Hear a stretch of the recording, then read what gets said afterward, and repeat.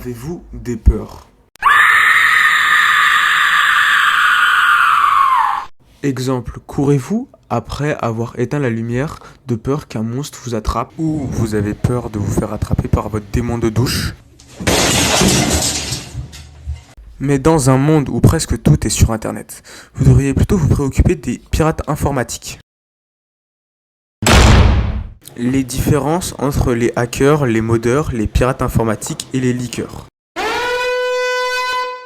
Les hackers ne sont pas comme les pirates informatiques. Ils explorent et manipulent les systèmes informatiques de manière créative et souvent légale. Leurs motivations peuvent être diverses, allant de la simple curiosité à des intentions plus idéalistes, comme l'amélioration de la sécurité informatique ou la recherche de la liberté d'information. Ils peuvent aussi travailler dans les domaines de la sécurité informatique pour identifier et résoudre les vulnérabilités des systèmes.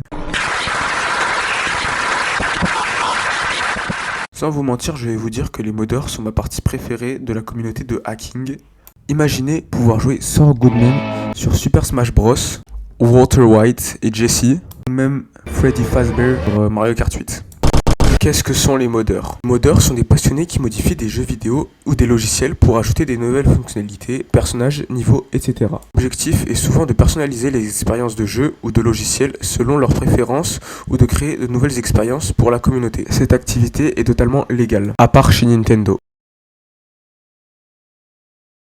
Les pirates informatiques. Les pirates informatiques ou hackers malveillants utilisent leurs compétences pour accéder à ces systèmes informatiques sans autorisation. Leurs motivations peuvent être variées allant du vol de données à des fins financières au sabotage d'entreprises ou d'infrastructures pour des raisons politiques ou idéologiques. Les actions sont généralement illégales et peuvent entraîner des conséquences graves pour leurs victimes.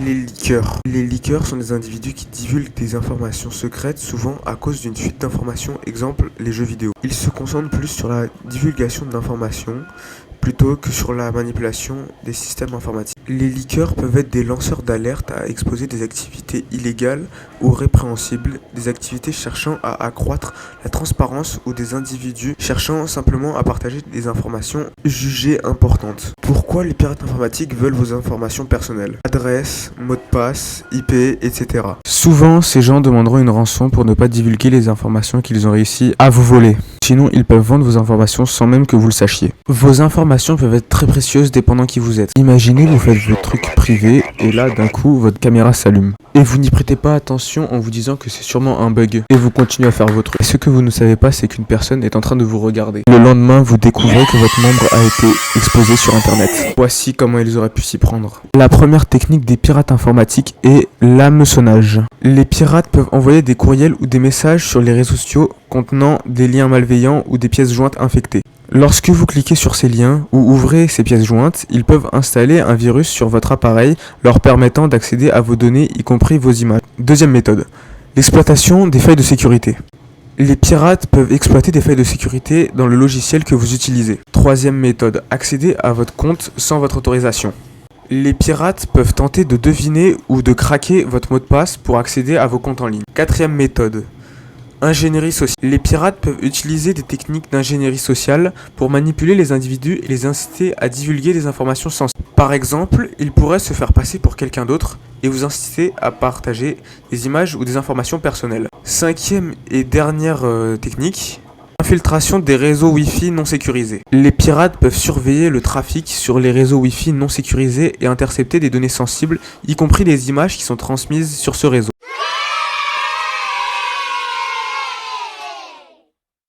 Le 20 novembre 2020, le laboratoire national de l'Idaho, qui emploie environ 6100 employés, a été piraté par CytSec,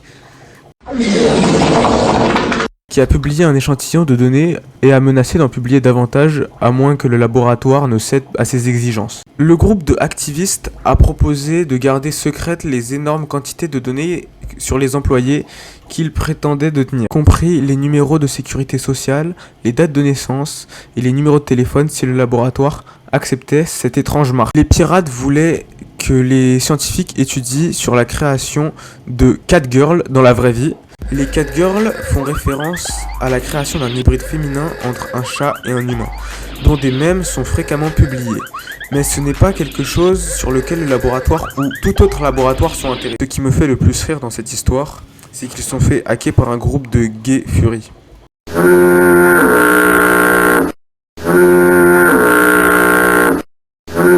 En conclusion, faites attention sur quoi vous cliquez, à qui vous parlez, parce qu'on ne peut jamais savoir qui se cache derrière l'autre côté de l'écran. Et restez informés. Oh my God, playing Fortnite, Phantom Tax, he's trying to bite, guys in that, it's so white, Mr. Beast, it's so skibidi, skibidi, skibidi, skibidi.